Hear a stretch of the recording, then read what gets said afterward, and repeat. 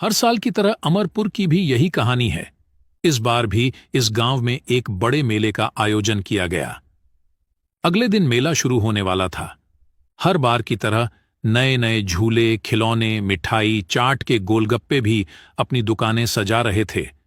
लेकिन इस बार भी गांव के लोगों का ध्यान मौत के कुएं के खेल पर ही लगा रहा। इस खेल के प्रवर्तकों ने भी कोई कसर नहीं छोड़ी थी। चमन रिक्शे पर माइक लेकर अनाउंस कर रहा था, आ गया, आ गया। फिर एक बार सबका दिल जीतने वाला खेल आपके गांव में फिर आ गया है। अगर देर की तो समस्या गंभीर होगी, क्योंकि सारे खेल बिक जाएंगे तो टिकट नहीं मिलेगी। गांव में हर कोई जल्द से जल्द टिकट खरीदना चाहता था और खेल का पहला शो देखना चाहता था। अगले दिन खेल का पहला शो था, लेकिन उसी रात गांव में एक अजीब घटना घटी। जहां मौत का कुआं दिखाने की तैयारी की जा रही थी, तभी अचानक आधी रात के बाद वहां से मोटरसाइकिल की आवाज आने लग जाती है। अचानक बच्चा बोलता है, पापा, पापा, जागो, देखते नहीं, मौत के कुएं का खेल शुरू हो गया है, देखते नहीं। बेटे की आवाज सुनकर दोनों जाग जाते हैं। अरे क्या हुआ रमेश, इतनी रात को जाने की बात कर रहे हो? माँ, हमने तो उस मौत के कुएं का टिकट ले रखा है, देखते नहीं वो खेल शुरू हो गया है। मोटरसाइकिल की आवाज आ रही है ना। अभी रात है, वो खेल कल शाम से शुरू होगा। पर ये आवाज कैसी है मम्मी? अरे कुछ और आवाज होगी, चलो सो जाते हैं। रमेश सो गया, लेकिन जैसे जैसे रात बीत रही थी मोटरसाइकिल की आवाज बढ़ती जा रही थी। कुछ देर बाद मोटरसाइकिल की आवाज आनी बंद हो गई और वहां से एक महिला और बच्चे के रोने की आवाज आने लगी। वह आवाज गूंजी और उसके माता पिता जाग गए। इस बार उन दोनों ने भी उस आवाज को सुना। वे सभी बहुत डरे हुए थे।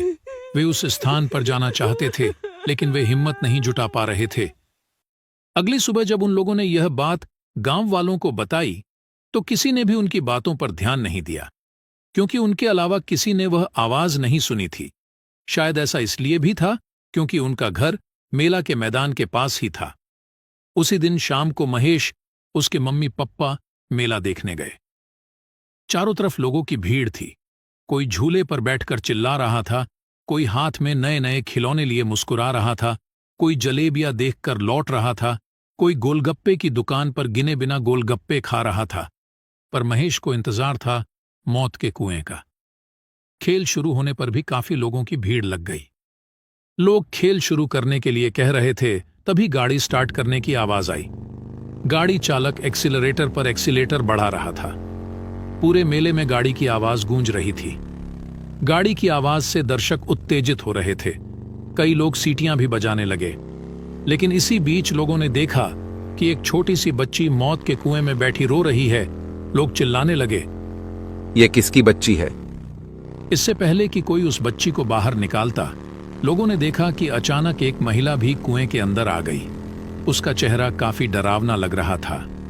वह लड़की जाकर उनकी गोद में बैठ गई। लोगों ने देखा कि जब वह रो रही थी तो उनकी आंखों से आंसू की जगह खून निकल रहा था। कुछ ही देर में दोनों उड़ते हुए बाहर आ गए। जिसने भी यह देखा वो जोर जोर से चिल्लाया, भूत, भूत, अरे भूत। यह बात उसके कर्मचारियों द्वारा मौत के कुएं के मालिक तक पहुंची तो वह बहुत क्रोधित हुआ और बोला, ये क्या बकवास है? और तुम लोगों ने कैसा भूत प्रेत लगा रखा है? सारा मेला लगा हुआ है क्या? यहाँ भूतों को रखा गया है? पर लगता है तुम लोग काम नहीं करना चाहते, बस मुफ्त के पैसे चाहिए। चलो अगले शो की तैयारी करते हैं। लेकिन अगला शो भी पूरी तरह खाली रहा, क्योंकि अफवाह फैल गई थी कि कुएं में भूत है। अब मालिक का गुस्सा 7वें आसमान पर पहुंच गया और उसने अपना गुस्सा अपने कर्मचारियों पर निकाला।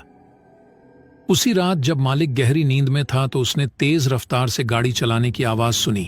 उस आवाज से उसकी नींद खुल गई। वह गुस्से से बुदबुदाने लगा। जैसे ही वह वहां पहुंचा, उसने जो देखा उसे अपनी आंखों पर विश्वास नहीं हुआ। उसने देखा कि एक आदमी लगातार मौत के कुएं में गाड़ी चला रहा था। उस आदमी ने अपना सर नीचे कर रखा था। मालिक ने उसे आवाज लगाई, लेकिन गाड़ी चालक ने कोई जवाब नहीं दिया। उधर ये आवाज आसपास के पूरे गांव को सुनाई दी। हर कोई सोच रहा था कि इतनी देर रात ये कैसी आवाज आ रही है। सबको डर लग रहा था। फिर भी कुछ लोग हिम्मत करके गांव में एक जगह जमा हुए। मेरी बात सुनो, हम सबको सरपंच के पास जाना चाहिए। सरपंच को लेकर मेले के मैदान में जाना चाहिए। राहुल की बात तो सही है, वैसा ही करना होगा। सारे लोग सरपंच के घर जाने लगे। सरपंच के घर के पास सारे लोग पहुंच गए। एक ने सरपंच को आवाज लगाई। सरपंच जी, अरे सरपंच जी। सरपंच बाहर आते हैं। अरे क्या हुआ? सारी बात सरपंच को बताते हैं। फिर सरपंच और सारे लोग मेले की तरफ निकलते हैं। साथ में रमेश और उसके पप्पा भी थे। सरपंच के साथ मेले में पहुंचे। वहां भी उन्होंने वही नजारा देखा जो मौत के कुएं का मालिक देख रहा था। वह आदमी अभी भी लगातार गाड़ी चला रहा था। तभी अचानक से वही महिला और बच्चा वहां आ गया। सारे गांव वाले उस महिला और लड़की को ध्यान से देख रहे थे।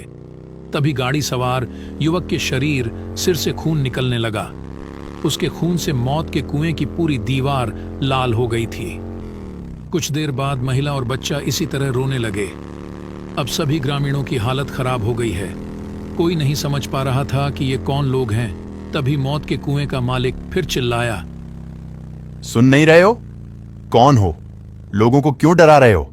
मेरे खेल को बदनाम क्यों कर रहे हो? जल्दी यहां से भागो। मालिक की बात सुनकर गाड़ी सवार सर उठाता है। उसे देखकर मालिक की आवाज लड़खड़ाने लगती है। पेंट भी गीली होने लगती है। अरे जानते हो ये कौन है? तभी गाड़ी सवार गाड़ी रोकता है और कहता है, क्यों बॉस, आप बताएंगे या मैं उन्हें बताऊंगा? क्या बताऊं? मुझे कुछ नहीं पता। फिर विक्रम ने बताना शुरू किया। गांव वालों, मैं दुष्ट आदमी हूं। मेरे सीने में कलेजा नहीं है। मैं तो जानवर हूं। मेरा नाम विक्रम है। मैं पिछले साल तक इसके साथ काम करता था। आप जानते हैं कि मौत के कुएं में गाड़ी चलाना हर दिन मौत को गले लगाने जैसा है। मैं हर दिन अपनी और अपने परिवार की जान जोखिम में डालकर गाड़ी चलाता था, लेकिन उस दिन शायद मेरा दिन खराब चल रहा था। किसी और गांव में मेला लग रहा था। मैं अपना खेल दिखा रहा था कि अचानक गाड़ी की टक्कर हो गई और मेरा सर कुएं की दीवार से जा टकराया। खून लगातार बहता रहा और मैं बेहोश हो गया और फिर मेरी मौत हो गई। तो मैं मेरी शक्ल का भूत बन गया। मौत के बाद मेरी पत्नी और मेरी नन्ही बेटी के सामने जीवन बेहद मुश्किल हो गया था। एक दिन वह मालिक के पास गया और कुछ पैसे मांगे, लेकिन उसने मदद नहीं की और उसे भगा दिया। दोनों परेशान होकर बाहर चले गए।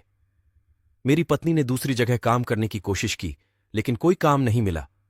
लोग उसको कोई काम नहीं दे रहे थे। इधर उधर भटकते ही रह गए। खाने पीने की कोई चीज उनके पास नहीं थी। कई दिन भूखे प्यासे सड़क पर भटकते रहे और फिर दोनों की भी भूख से मौत हो गई। तुम गांव के लोग ही बताओ कि मेरा और मेरे परिवार का क्या कसूर था जिसकी सजा हमें मिली। अरे हम तो कलाकार हैं, यही तो रोजी रोटी है। पर कल कोई हादसा हो जाए तो मालिक हमें मरने के लिए छोड़ देता है।